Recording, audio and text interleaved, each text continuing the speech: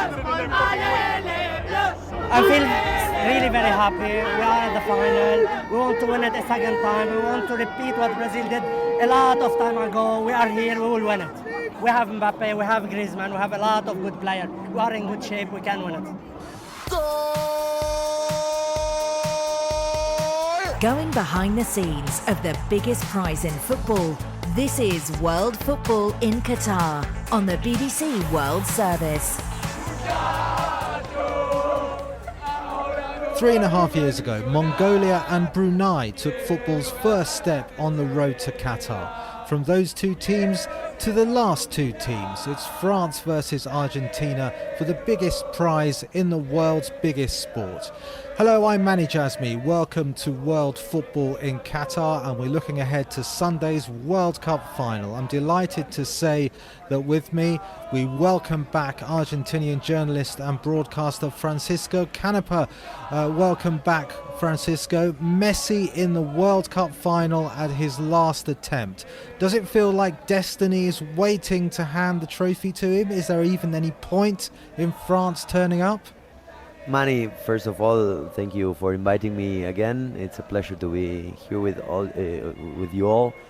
Yes, it's I don't know how to explain the feeling after the game against Croatia, and that words of Messi that we never wanted to hear, but knowing that this is the last dance, like we want to say regarding this aspect, is we wish it finishes with only one result: Messi raising the World Cup. It would be great, not only for the Argentinian people, but I think that for football as well. I think that many are saying that football gave a revenge, a new opportunity for Messi, but for me, the way he's playing, Messi ripped a new opportunity for himself from football, because he played for it. Let's find out if everyone does think that by speaking to the L'Equipe journalist Loic Tanzi. Loic, the last time I spoke to you was just before the 2018 World Cup final, which France won, so I think we know why you've returned to the BBC World Service. What do you think? Does football want Messi? Does everyone want Messi to win the World Cup, including some Frenchmen? Hello everybody, and I have to say yes. Even in France, especially when you talk to the PSG fan, there is some people they want to see Messi to win this World Cup, because they are saying, okay, even if France they lose on Sunday, we're gonna have new opportunity to win the World Cup. Mbappe will have new opportunity to win a new World Cup. Messi, this is the last one, like you said. We won't see Messi again during the World Cup, and he deserves to win the World Cup for the whole career. But the majority of the French fans, they want France to win, of course, because when you talk about history with Messi, Mbappe wants to write his own history, and his own history is to be the best ever. So he wants to win more World Cup than Pelé. Pelé, he has 3 World Cup, so he can win his second one in the row at just 24. He's not 24 yet. He will have 24 at the end of the month. So to win the World Cup, the second one at 24, that would be something amazing, and for Mbappe for sure, and for the rest of the team. I give you just an example. Messi, after all the games, is speaking to the press. He wants to speak to the Argentinian people. Mbappe during this World Cup, he said at the beginning of the World Cup, I won't talk. I'm not talking because I want to be 100% focused on the World Cup, and I don't need to talk. So we don't have the same feeling, the same way to show the player like to show Messi in Argentina. But of course, we all want to see the France to win this final. Former Scotland international Pat Nevin is with us, wearing a few more layers than he has been in the last few weeks, because you're back in Scotland, Pat. Many shawarmas up there? Well, I have to say, what I've got is about 6 layers on and a heater. And I'm still quite cold, and it's extraordinary when you come back and the flight comes into Scotland, wherever country you're going to, and you look down, and it's not a carpet of sand; it's a carpet of snow, and it's an extraordinary thing to see. But no complaints whatsoever. I have to say, I loved my time at the World Cup, and I'll love my time in Scotland. It might be a wee bit colder on Saturday when I go to see Aberdeen versus Celtic. No, you're back, aren't you, Pat? Life has resumed after the glamour of the World Cup. Pat, we've already spoken about two of the main protagonists, Messi and Mbappe, both of Paris Saint-Germain, owned by Qatar. Here they are in the World Cup final in Qatar, the country of their paymasters. After all of the criticism that this tournament has received and the state of Qatar has received, is Qatar actually going to have the last laugh here?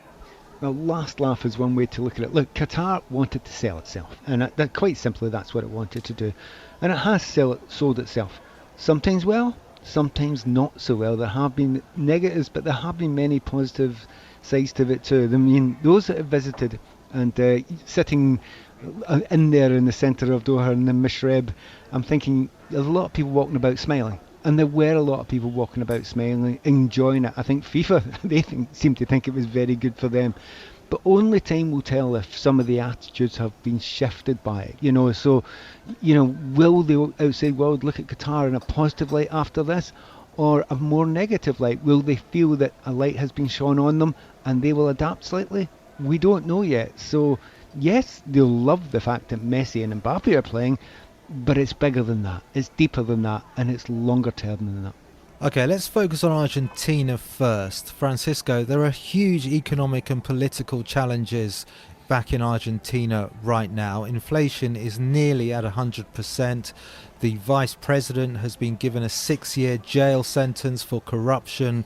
There are protests about all of that on the streets, but recently we've seen amazing videos of people on the streets celebrating because Argentina has been progressing in the World Cup. How much of a distraction has this tournament been for the people back home? And in terms of what it would mean for Argentina to win the World Cup to the people, does it go beyond the whole Messi dream narrative that everyone else outside Argentina has been talking about? I think that Argentina always, since 78 when they won the first World Cup, and Argentina was in a dictatorship with the military process and on all the things that are already known, and in the 86 as well, with what happened with England 4 years before in Malvinas and the Falkland for you, and what happened with Diego. I think that football was always the excuse for people to separate the things, no, the issues, the problems, the social problems, the economical problems, the political problems. Of course, the joy of being world champion is huge, but there are more important things in life than football. It's hard, but it's true to talk about, and I think that we have to be conscious on that.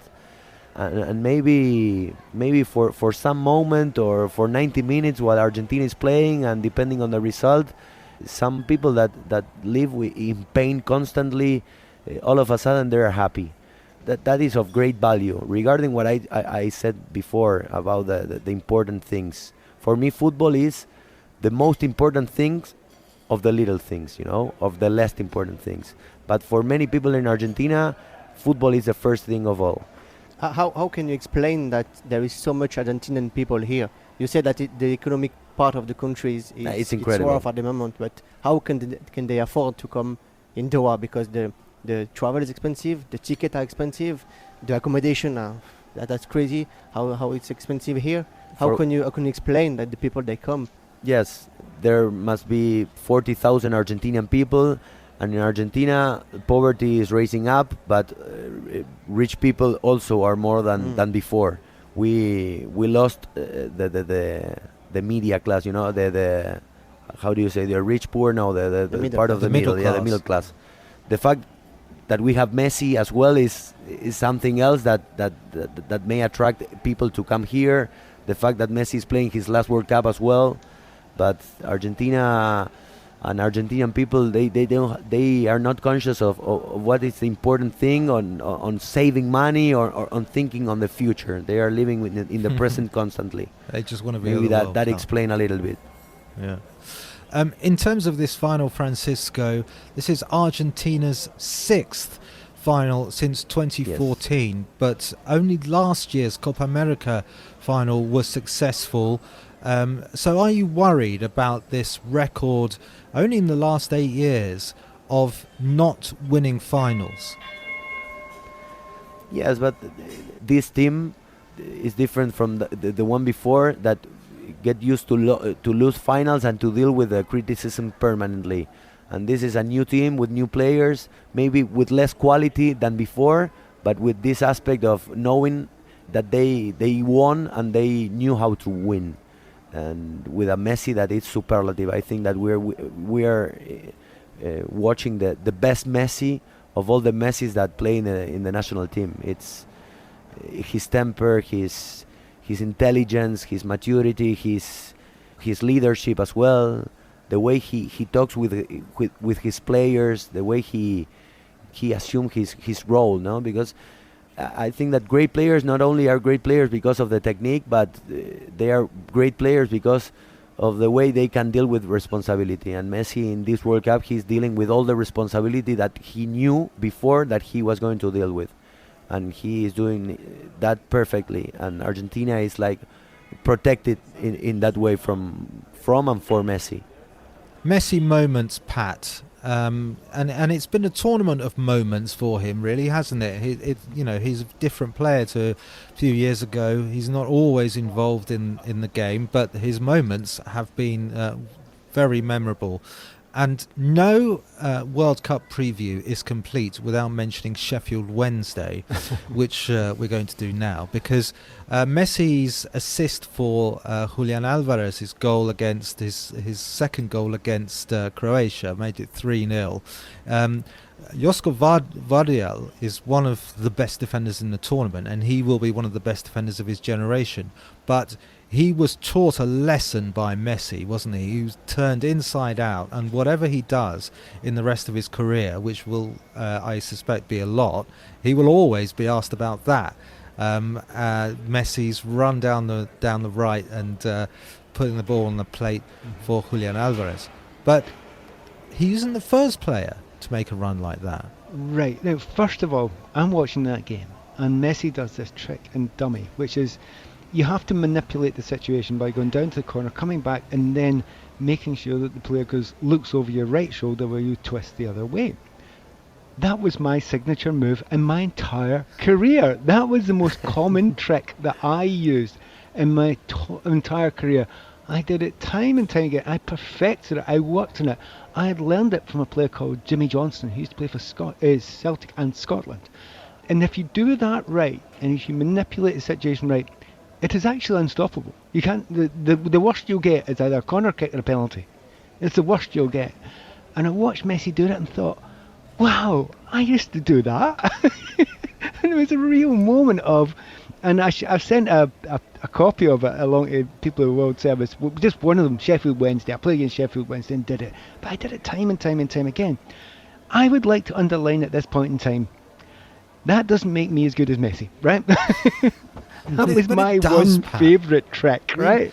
You know, all these years we've been trying to get inside Messi's head, what makes him a great genius?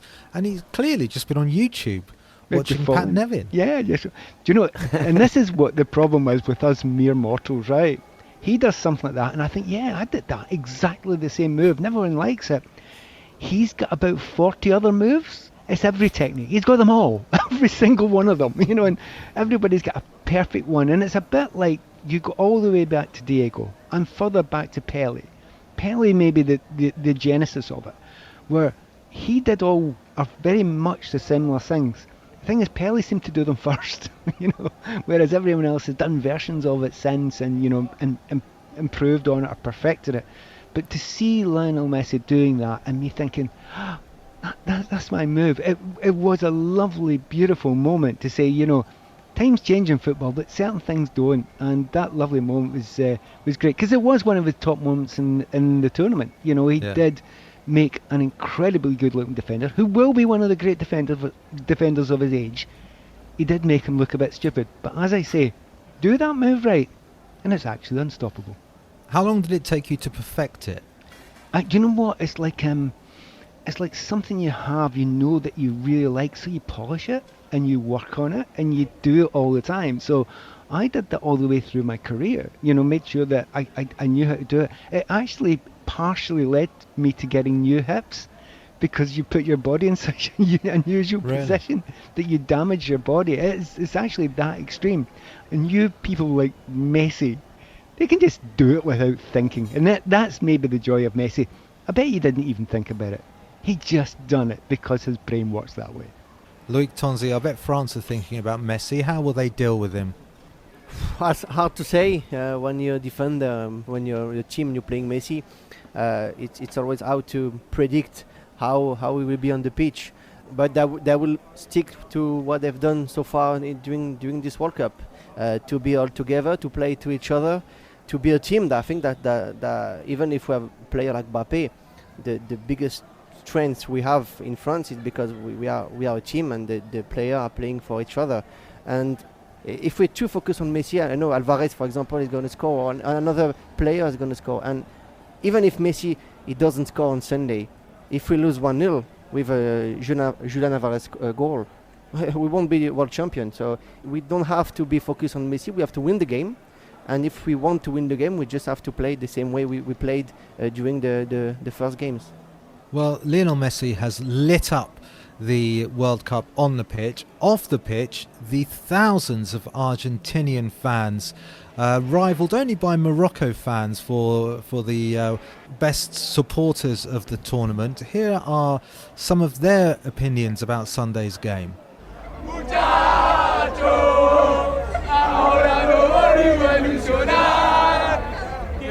are still really sad from 2014, so this is actually a really huge, happiness and joy. We're so happy. I hope this time is the last time. I really hope it. Yeah, we're sure that this team deserves completely this World Cup, and mostly because of Messi, it's his last World Cup. So, the whole world is watching this, and we know that he deserves. So we are coming to the final, and we see what is going on. I hope to see the Argentina win the World Cup finally after many years. From my point of view, Messi is the best player ever. Francisco, there's a song, a chant that a lot of the fans have been chanting by a band called La Moscas, which is quite controversial, and the players have also been singing it in the dressing room. What's the story behind it? Well, we were talking before the show about the songs in Brazil as well, when in the World Cup in 2014, and the way always the Argentinian fans and the Argentina people who come to support, they want to make the difference in the grandstands as well. I don't know, with Spain singing Spain, or including in France, Allez le bleu. Yeah. And in Argentina they wanted, I think in 2014, from 2014 till now, to make that difference, to make like Argentina like a club for the people, and that's the reason that they started inventing these songs for the national team to make that difference in the grandstand. I think in 2010 in South Africa it started as well. Loic, you've already mentioned that it would be a mistake for France to just focus on Messi because other players can go unnoticed. But how do you think France will plan to defeat Argentina? They seem to be a team that isn't really that bothered about what the opposition is going to do. They're going to play their way. Do you think that's the strategy for Sunday? Yeah, to try to defend well and to be as quick as possible when you have the ball, and to trying to make spaces on the Argentinian defense. There will be no surprise, I think, for Argentina. But even if you're Morocco, France they just don't care to have the ball. They say, okay, you can have the ball. You can just make passes if you want 100 times in front of us. We can leave the ball for 99 minutes if you want to. Just leave the ball to us for 1 minute, and we will score 1 goal, and that's enough. We will win the game. It's incredible, and it's hard to say how benefit was the injury of Benzema for France, because I was able to go to the Nations League to several games when France they built this line of 3 defenders with Coman in the right and Theo Hernandez in the left, and they were a different team. They were all placed in the other team's pitch, and they had a different protagonism in the game. And now they remember how they won the 2018 Cup, and they are playing that way. The main problem with Karim Benzema is that we already have Mbappe, who doesn't like to defend, and we can't have 2 players like this with a team like France, because the other players, they say, okay, we are all agree to leave Mbappe without defending during the whole game. That's not a problem for us. If he doesn't want to defend, that's okay. You can stay up front, and we will defend for you. And then when we have the ball, we give you the ball, and you have to make differences. But when you have 2 players like this, it's too complicated to have like the balance during the game. And Giroud, for example, he loves to defend, even if he doesn't score a goal. He didn't score any goals 4 years ago when we won the World Cup, and it was okay for him. He said, "Okay, we won the World Cup, so I don't have to score. I don't mind not scoring." If you ask Benzema, for example, he would have not be happy if not scoring goals, and that's the main difference. And I agree when you said that for us, I think it was not so bad to play without Benzema, because even if he's the Ballon d'Or, even if he's one of the best players in the world, it just doesn't fit to the way we want to play. And maybe if Zidane is coming as a coach after the World Cup for France, maybe the team will play differently, and he will fit in this team, and will be stronger with him. But in the way Deschamps wants to play, it's too difficult to play with Benzema and Mbappe.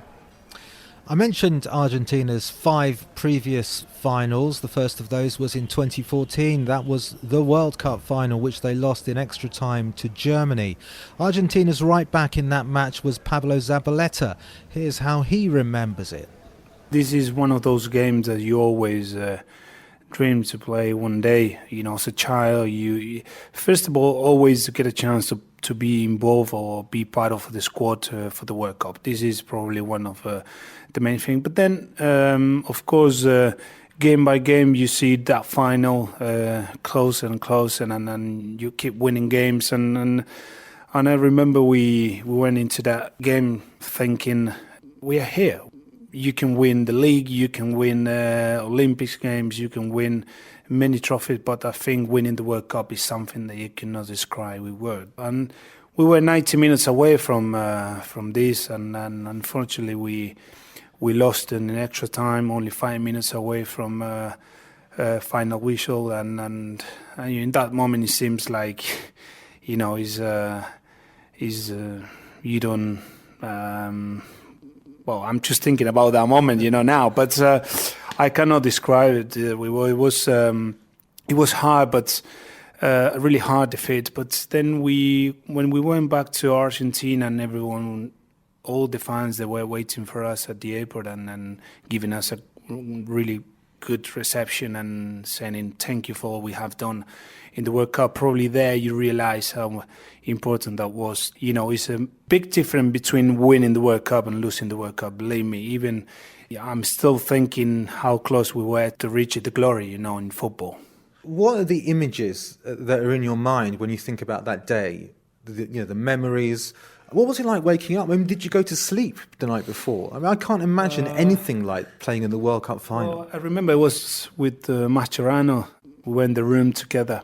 It was 2:00 a.m. and we were some fireworks outside with some Brazilian fans trying not to allow us to sleep well and all that, because Brazil, they were waiting Germany to win that, of course, that game. Or maybe they wanted Argentina to lose more. Even if they lost 7-1 against Germany, you know, for Brazilian, that it was really hard to see Argentina winning the World Cup in Brazil. But yeah, we were talking with Mascherano about that game to say will be a great experience tomorrow. You know, of course you feel a bit nervous.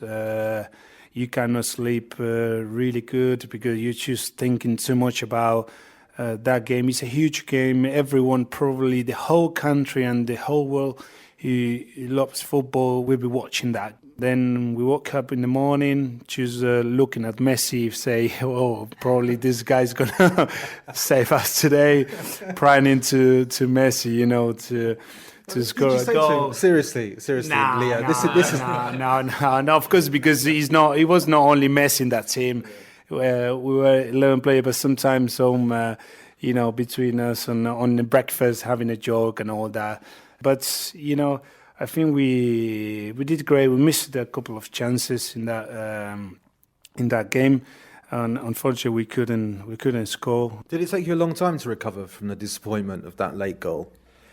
I don't feel really bad when I think about it. I'm just thinking it was a massive opportunity for us to win that game, and when you finish your career, you can look back and say, I won a World Cup. It took 25 years for Argentina to play a World Cup final. You're just thinking probably I will not have time enough now to be that close again. Yeah, I think it sounds like it took Pablo Zabaleta a while to get over the disappointment of losing in the 2014 World Cup final. Francisco Canepa, what about the people of Argentina? There was a final in 2015 and a final in 2016. They lost both. Did it take a while to get over that World Cup defeat, or was it just so many finals coming quickly one after the other that people didn't really have time to dwell on it? I think there's nothing to compare between a World Cup final and a American Cup final. But as Zabaleta was saying, there's nothing compared to winning and to losing a World Cup. But when Argentina lost against Germany and they went back to Argentina, the reception of the people was fantastic. Like there was a lot of recognition of what the team have done. But after the defeats against Chile in 2015 and 2016, the reception was totally different. It was this accusation of being losers or of losing against a national team that never won a title before, like Chile, and all this rivalry that we have with Chile as well. So it was tough. For the people who support the players like me, and I support the players even though they win or they lose, and for the players as well, because they were players that in their teams they won everything. They were settled teams in football matters, but that they came to Argentina and people were pointing with the finger, like saying, "No, you here, you don't play like you have to," and the guys, they not only arrived to 3 finals in 3 consecutive years. They didn't lost any of those finals in the 90 minutes, so it was really unfair for the players. So when we see these videos of people celebrating like Argentina had won the World Cup after the semi-final, a serious question: what could the psychological impact of losing on Sunday be on those people? No, it's crazy. I was watching several videos. My family are sending me videos, my friends as well. And before the World Cup, Argentina had the feeling, the Argentinian people had the feeling that we could be world champions.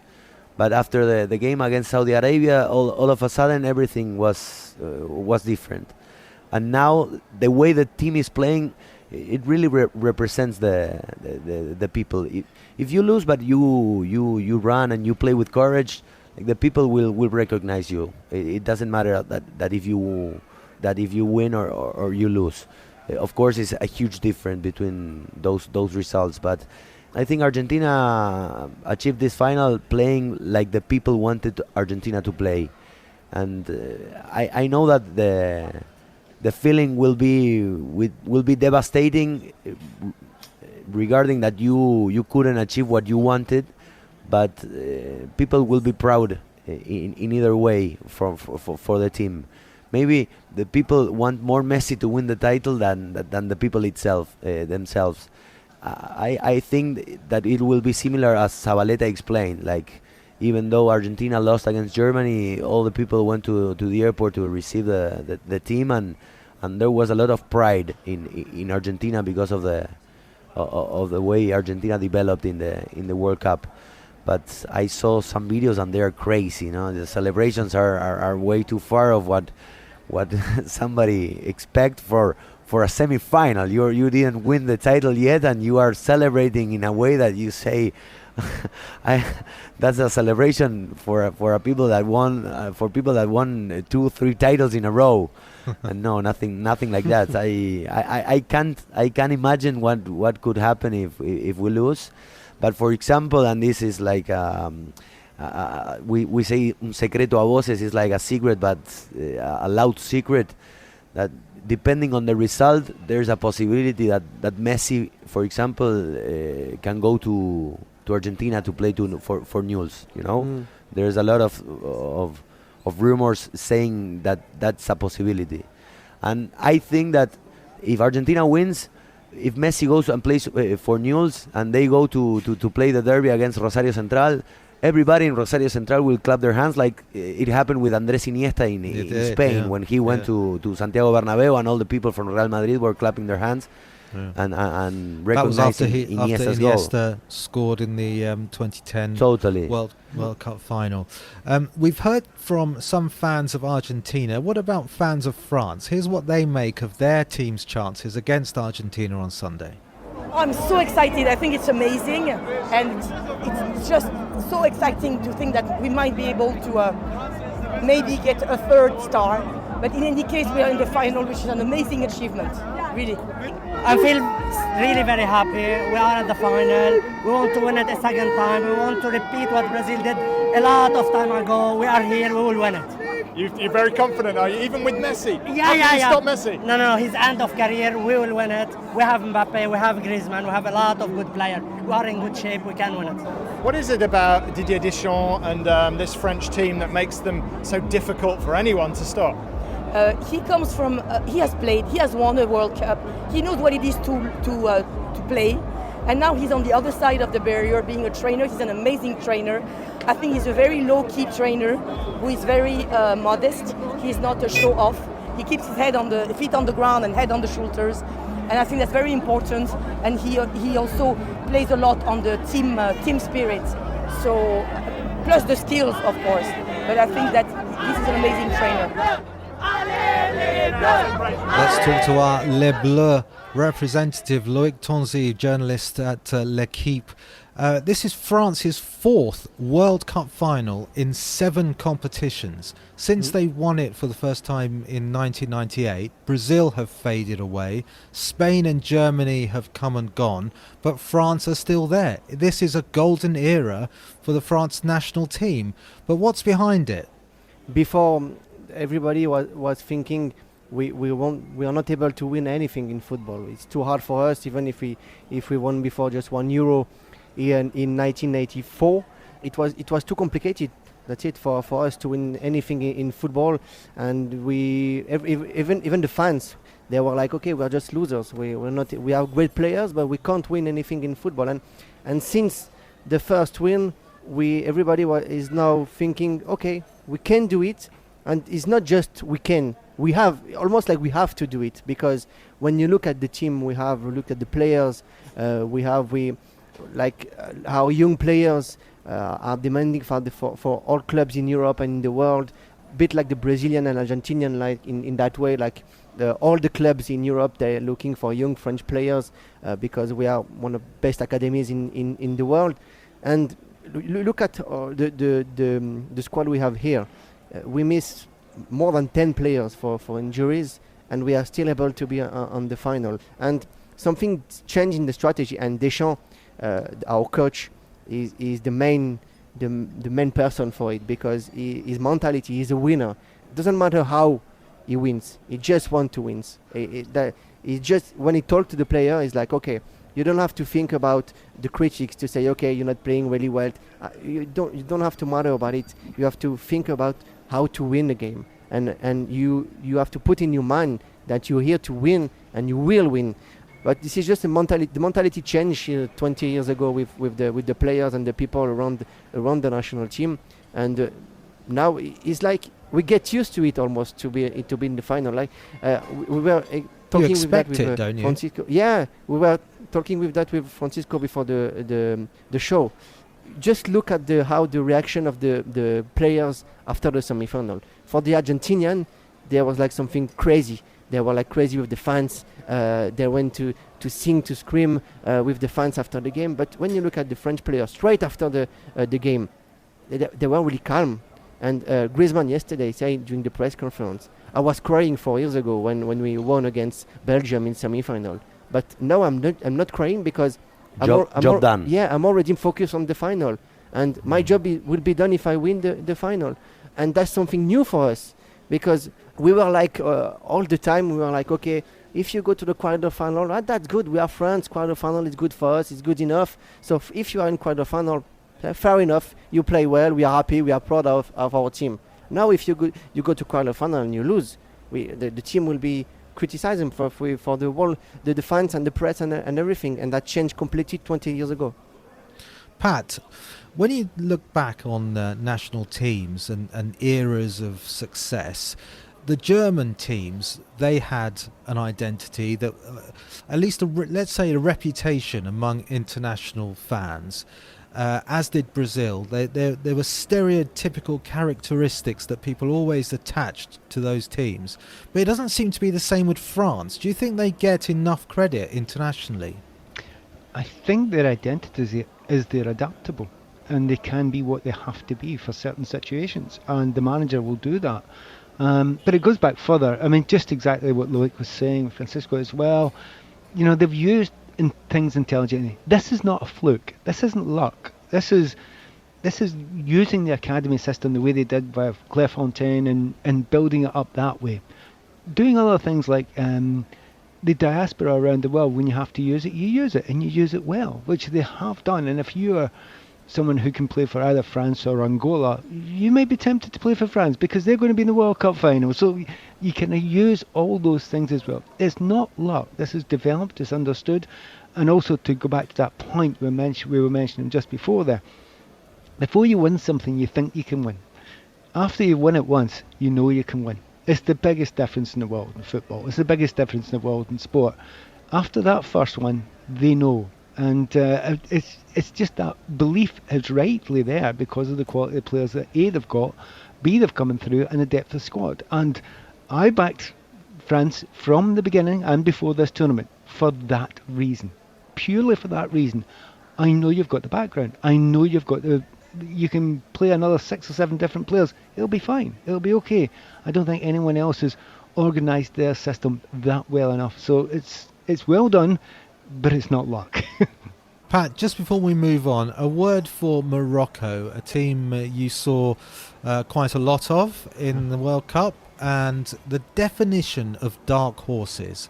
Absolutely nobody saw them coming, did they? But you saw them while they were on the charge. Absolutely, and I'm so delighted you said that. No one did call that. I don't think many Moroccan fans called it either. Let's be fair about it. They hoped, but they didn't expect. Look, every World Cup will give you some fantastic memories. I mean, I go all the way back to the South Koreans, and you know, when they were absolutely phenomenal in 2002 and got to the semi-finals, when they were just an up-and-coming nation. And this reminded me of that, just the purity of the spirit of their play. You know, like mums dancing on the pitch afterwards. You know, Bono, their goalkeeper, playing like Jorginho. You've got 2 men on you, but you still want the ball. Yes, but you're the goalkeeper and you're in your own 6-yard box. I love the personality of the players. The moment I saw Inahi playing, I just thought, I don't know if there's a more elegant player in the competition about going past players and having fearlessness about them. Remember we chatted about at the start of this, we said, there'll be no unknowns break through because you don't get that anymore. Well, that was nonsense because they haven't been known around the world, and a lot of these players are really, household names now. They were a joy to watch. They should be so proud of themselves, and they had so much personality. And I'm going to go away from this tournament thinking, I know a team's going to win it, but they'll not be my favourite team. The Moroccans will always be my favourite team of this World Cup.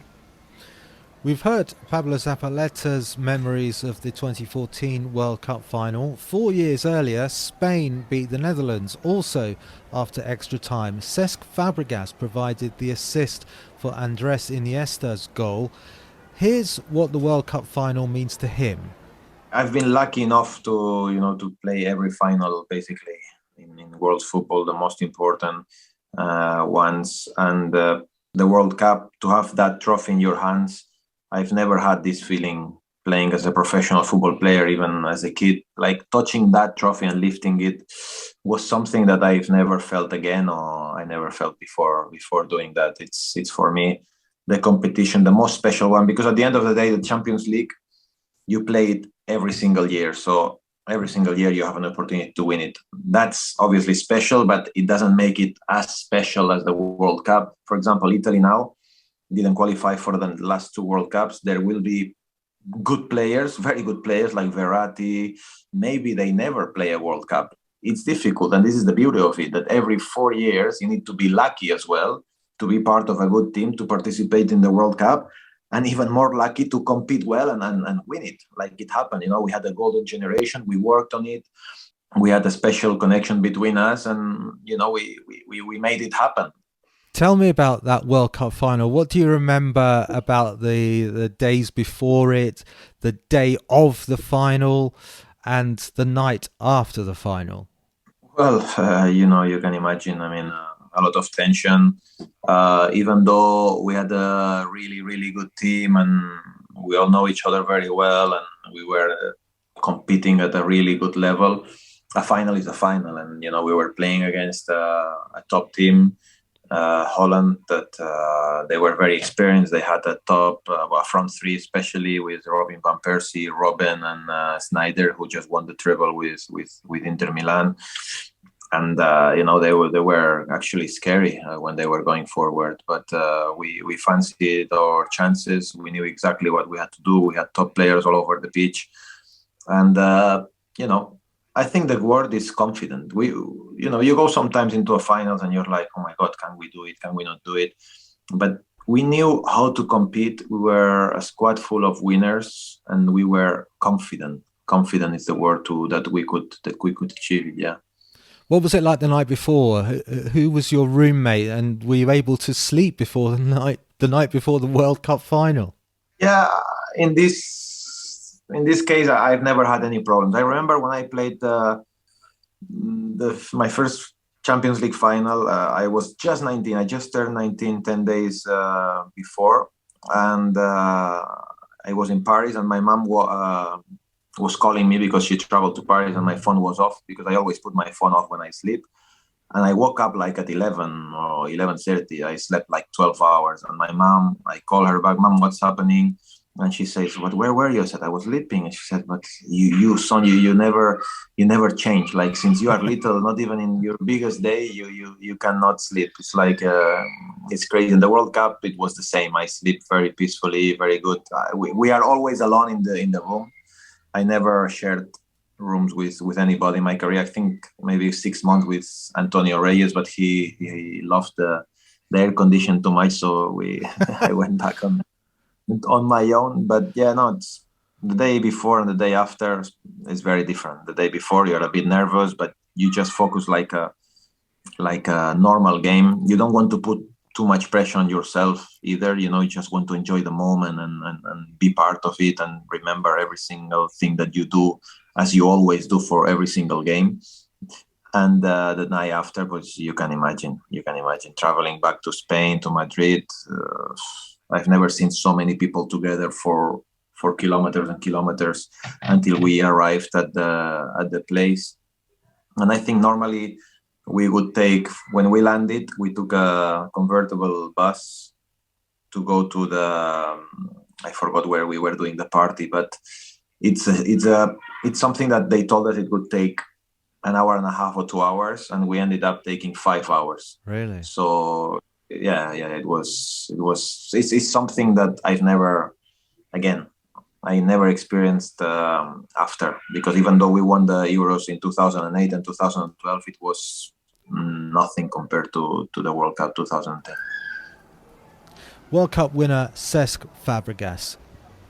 Right, let's end by talking about the World Cup final. From all three of you, starting with you, Francisco, I want 2 words, no more than 2 words. The winner of the World Cup final and the player of the tournament. Argentina, Messi. Loic? France Mbappé. And for the neutral vote, Pat Nevin. Messi and France. Right, Francisco so will be France have delighted taken about it. that because That's I perfect. said I last like time it. I like it, Netherlands yes. would win. Yeah. Pat's last prediction concerning Argentina went wrong. So Francisco. I'm sticking by France. I've been there all the way. Yeah, You know, I've felt it all the way. I'm not saying I want France. I don't want France, but you got to stick by your guns sometimes. We'll have one last bonus podcast on Sunday after the final as we reflect on who will be the 2022 World Champions. If you're watching it, if you're listening to it on the World Service, enjoy. Good luck to Francisco and Loic from all of us. Thank you very much. Goodbye. Goodbye. Bye. Goodbye. World Football in Qatar is a BBC Sport production for the BBC World Service.